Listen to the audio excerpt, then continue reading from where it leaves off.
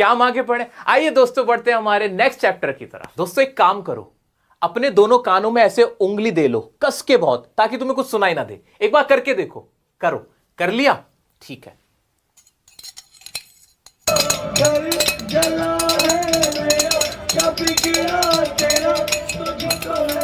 बाहर निकाल लो, उंगली बाहर निकाल लो, उंगली बाहर निकाल। आपको कोई आवाज नहीं आई होगी क्योंकि कान आपने अपने बंद कर लिए थे, आपको सुनाई नहीं दे रहा था।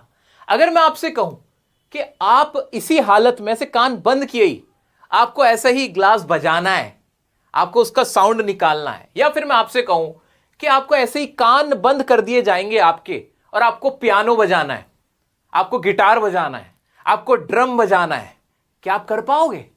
या मैं आपसे कहूं कि चलो इन्हें बजाओ मत, इन्हें सीखो, इन्हें सीखना है तुम्हें, कान बंद होंगे, सुनाई कुछ नहीं देगा, और आपको ये सारे जो म्यूजिकल इंस्ट्रूमेंट हैं, ये तबला वबला, ये सारी चीजें, ये आपको बजानी सीखनी है। क्या ये पॉसिबल है? नहीं, ये तो इम्पॉसिबल है यार। जब मुझे कुछ सुनाई ही नहीं देगा तो मैं सीखूंगा कैसे?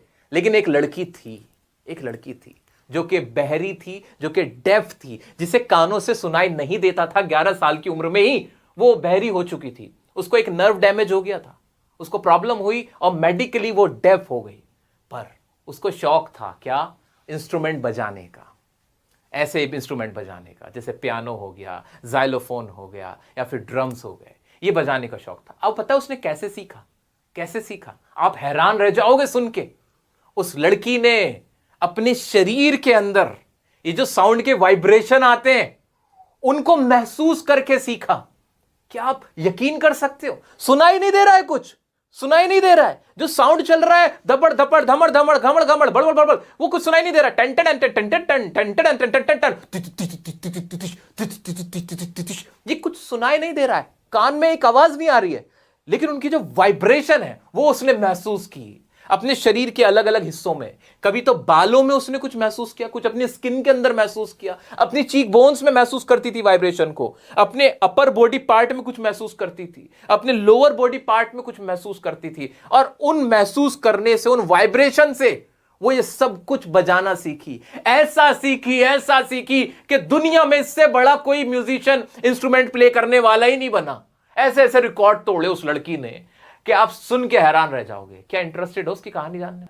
इन्होंने सोलोइस्ट यानी अकेले परफॉर्म करने का सबसे बड़ा अवार्ड इनको मिला था। इन्होंने लंदन के एक स्कूल में एडमिशन लिया और वहां इतने ज्यादा मार्क्स लाई, ऐसा रिकॉर्ड तोड़ा कि हिस्ट्री में वहां की इतने नंबर कोई नहीं लाया था, ऐसा रिकॉर्ड किसी ने नहीं बनाया था। ये वो हैं जिनको कह दिया गया था तुम्हें सुनाई नहीं देता है तो तुम सीख नहीं सकती, लेकिन सीखी तो ऐसा कि दुनिया में धूम मचा दी। तो अगर तुमसे कोई कहता है ना कि तुम्हारे बस की कुछ नहीं है, अरे तुम क्या कर लोगे, तुम्हारी तो अंग्रेजी खराब है, तुम्हारी तो शक्ल खराब है, तुम्हारी तो अकल खराब है, तो याद रख लेना एवलिन ग्लेनी को जो सुन नहीं सकती थी और उन्होंने पूरी दुनिया को सुनाया। फिर आओ इनकी कहानी जानते हैं। क्या गूज़बम्प्स आ गए इनके बारे में सुनते ही? क्या इनके बारे में सुनते ही आपके रोंगटे खड़े हो गए? हाँ, हो तो गए। मैं जब भी इनकी बात करता हूं मुझे गूज़बम्प्स आ जाते हैं। क्या शानदार व्यक्तित्व है, what a personality she is. आइए देखते हैं।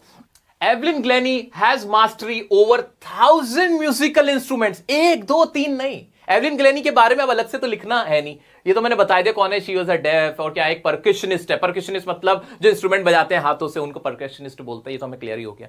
तो परकशनिस्ट है, ये तो क्लियर हो गया। उनको मास्टरी है कितने 1000 यानी 1000 से ज्यादा म्यूजिकल इंस्ट्रूमेंट वो बजा लेती हैं। एट 11, जब वो 11 इयर्स ओल्ड थी, she lost her hearing power. वो लॉस्ट कर गई, खो गई, उनकी सुनने की जो शक्ति थी वो खत्म हो गई। Determined to lead a normal life. उनको डॉक्टर्स ने कहा कि आप ना अपना एक अलग स्कूल में, स्पेशल जो स्कूल्स होते हैं जो कि डेफ बच्चों के लिए होते हैं, वहां एडमिशन लें, वहां पढ़ाई करें, वहां वो चीजें सीखें। तो उन्होंने ना इस चीज को नकार दिया, कह रही मैं नॉर्मल लाइफ जीऊंगी, मैं अपनी इस कमजोरी को अपनी ताकत बनाऊंगी। और कैसे ताकत बनाऊंगी?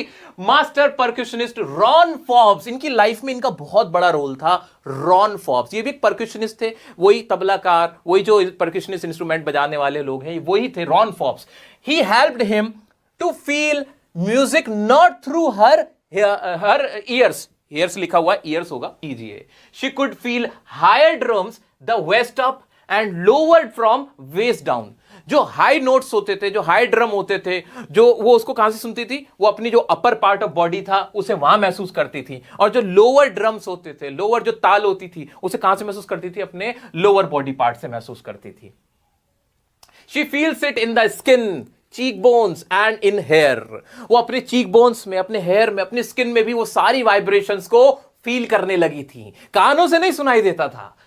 Vibration of music passes through wooden platform. जो वुडन प्लेटफॉर्म होता था जहां वो खड़ी होती थी और परफॉर्म करती थी, वहां भी जैसे वो जो धुन बजाती थी तो एक वाइब्रेशन आती थी, वो उसको भी फील करती थी। देख रहे हो एक डेफ इंसान वो सब कुछ फील करके इतना बड़ा पियानिस्ट बन सकता है, इतना बड़ा परकशनिस्ट बन सकता है, तो दोस्तों तुम क्या नहीं बन सकते हो? सोच के देखना एक बार, मेरे नन्हे मुन्ने बच्चों, मेरे आने वाले कल के सितारे हो तुम। आगे देखो, she got admission in royal academy of music. Royal academy of music में लंदन में आई थिंक ये है, उन्होंने एडमिशन लिया।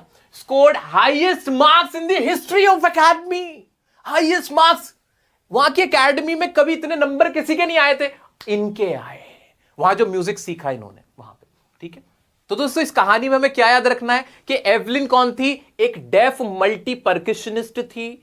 उनकी डेफनेस को कैसे उन्होंने ओवरकम किया था, कैसे म्यूजिक को सीखा था, तो अपनी बॉडी के थ्रू उन्होंने वाइब्रेशन जो होते थे, जो साउंड के वाइब्रेशन थे, उनको फील किया और म्यूजिक को सीखा। और क्या किया था उन्होंने, और क्या किया था, 1000 से ज्यादा इंस्ट्रूमेंट को प्ले कर सकती थी। उनकी अचीवमेंट्स क्या थी वो याद रखनी। इतना कर पाओगे? नहीं।